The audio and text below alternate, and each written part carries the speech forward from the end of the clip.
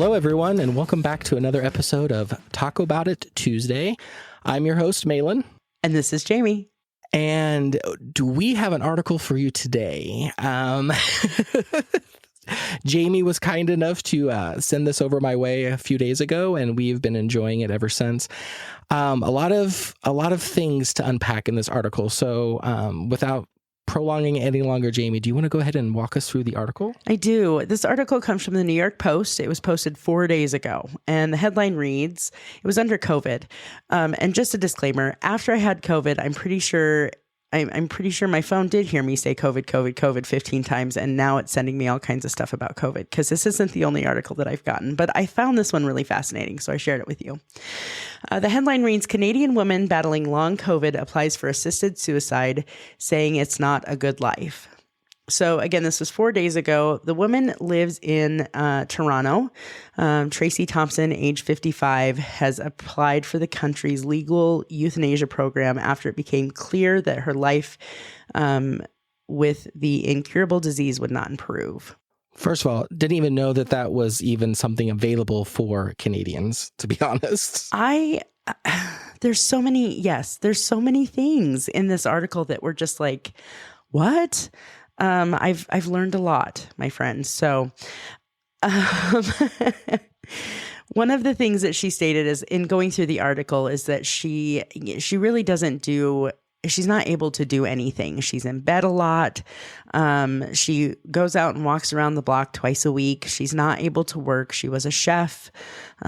She spent her entire life savings on treatments and trying to just continue living because she's not been able to work. And basically the article said that she's spent about 22 hours a day in bed every day since COVID in 2020. The article goes on to kind of talk about like the financial situation she's in. She's pretty lonely. She had to get rid of her dog because she couldn't care for her dog. She's barely able to care for herself. Her diet consists of like liquid meal plans because she's gotten, since she had COVID, she's been diagnosed with all kinds of allergies to everything. She's just allergic to a lot of things. And even goes on to say that sometimes mustering the energy just to go to the bathroom is the biggest part of her day. It does sound like she has a pretty rough case of long COVID.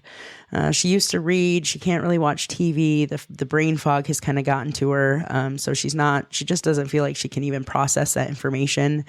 And so there's just not a lot of joy or activity in her life.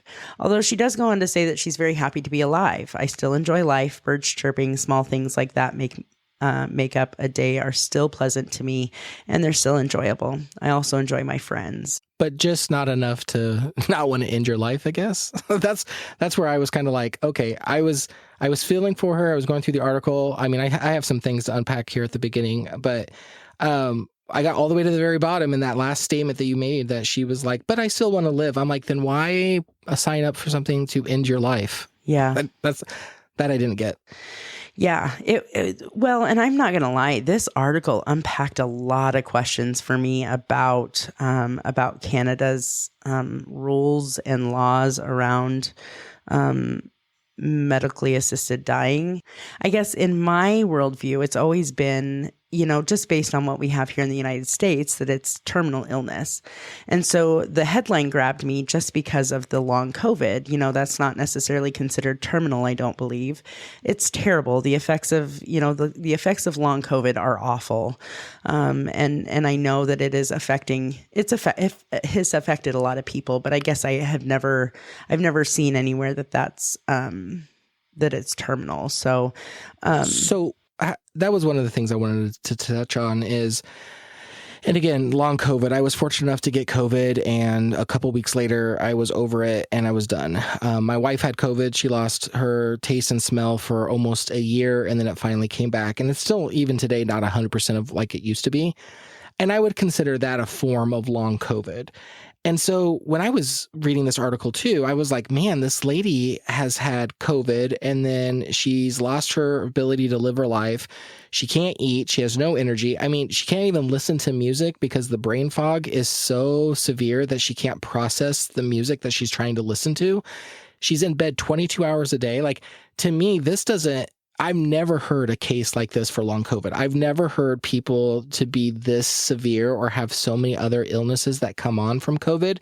So I was surprised by this when I was reading. I was like, so, I mean, one of the questions, not to call Tracey Thompson into question here, was, has this been verified that because of COVID, all of these other things are coming up? Because it almost sounds like she got COVID and all these other issues started popping up. I wouldn't necessarily go to that was because of COVID, but the article makes it seem like it is.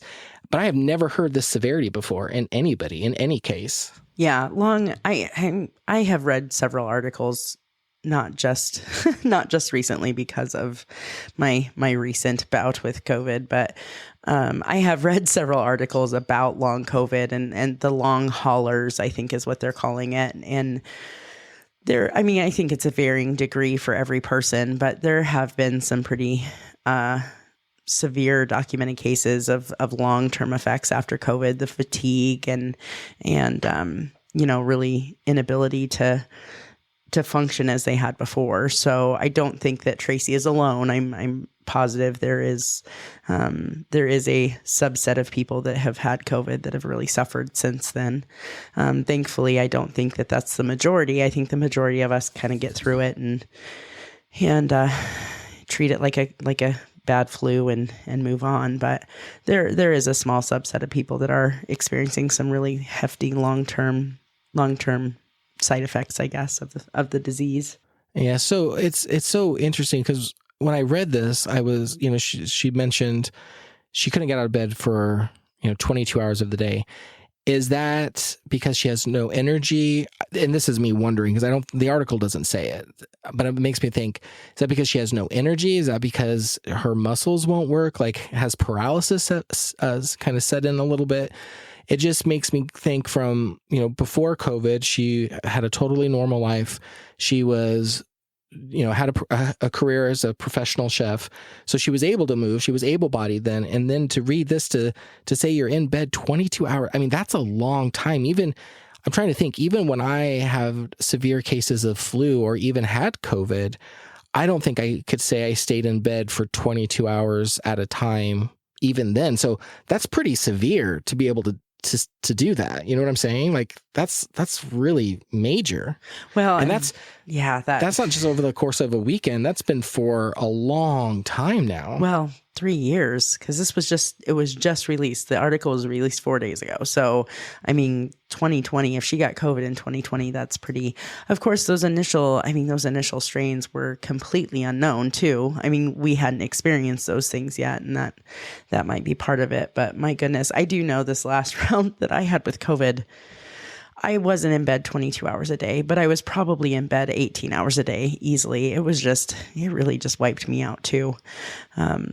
Thankfully, I'm bouncing back, but my goodness, 22 hours a day of no energy and that would be pretty rough. Well, and, again, we suffered from brain fog too, where our concentration was a little bit lacking, not to this extent.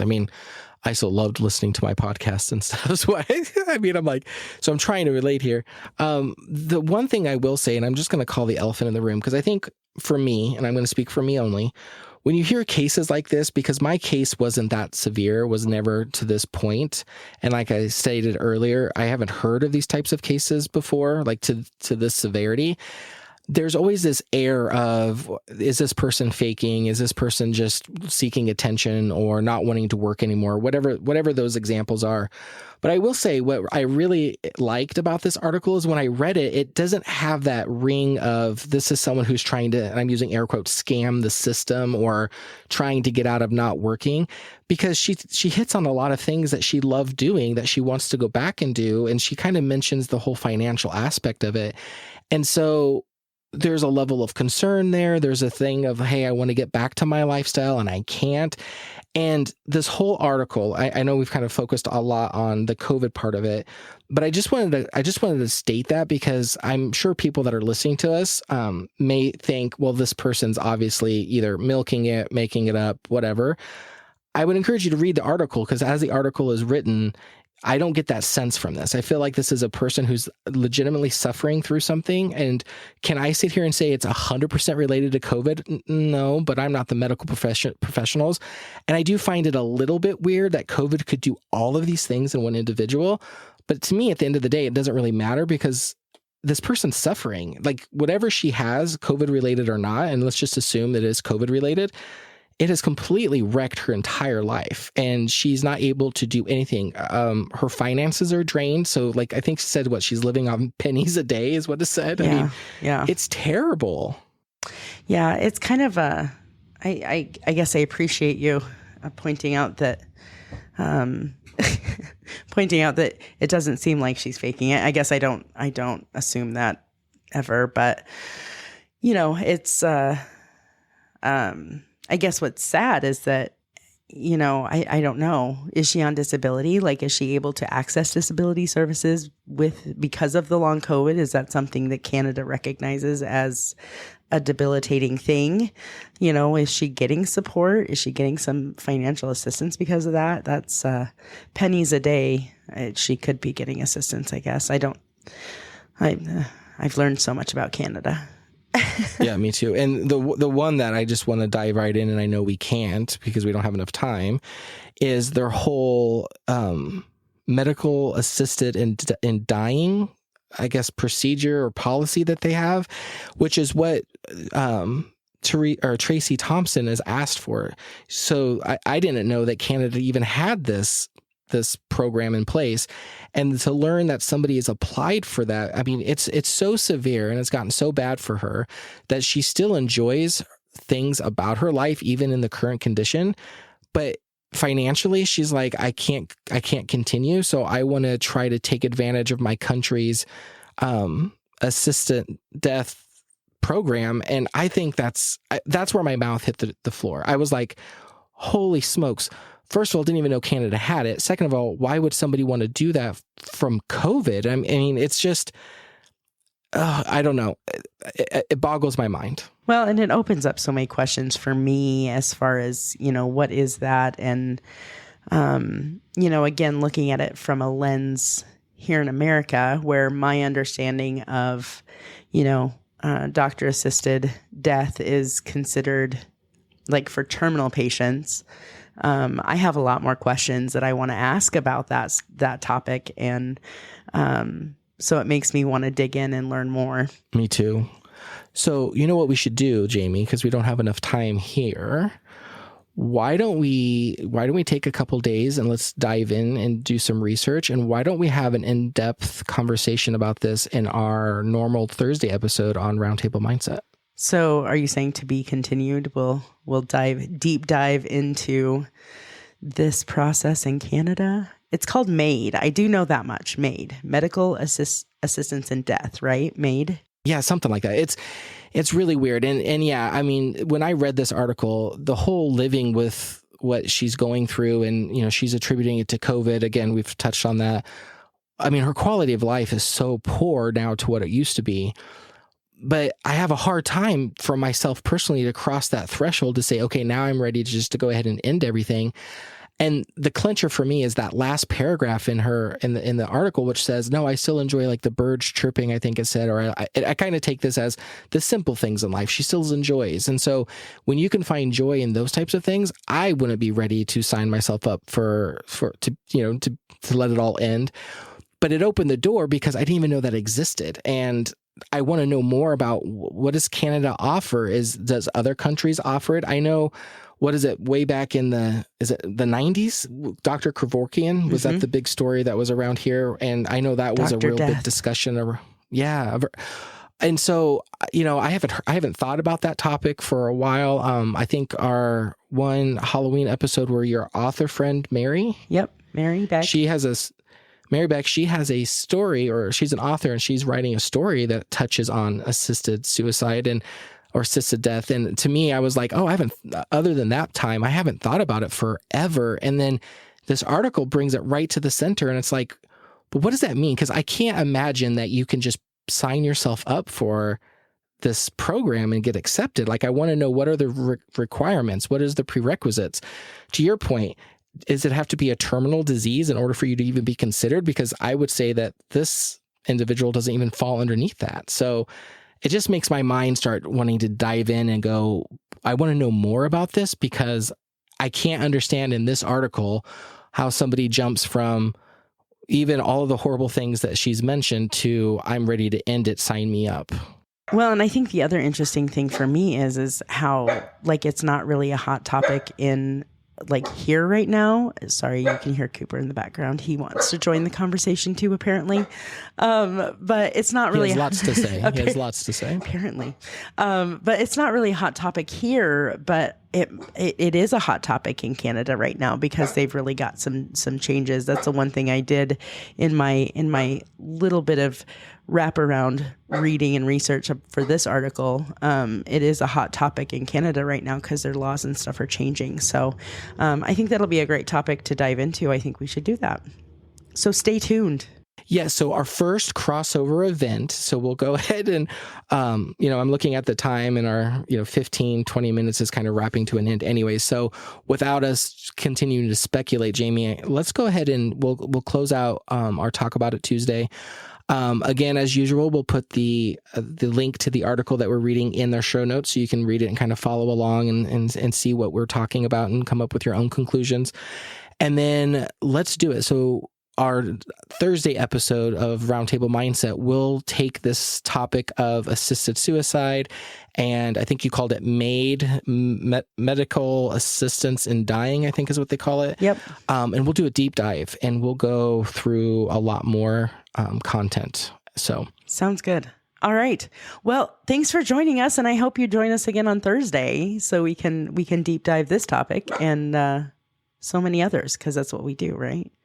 All right. Well, thank you, everybody. Have a great day, and we'll see you next week on another episode of Talk About It Tuesday. Bye, everyone. Bye-bye.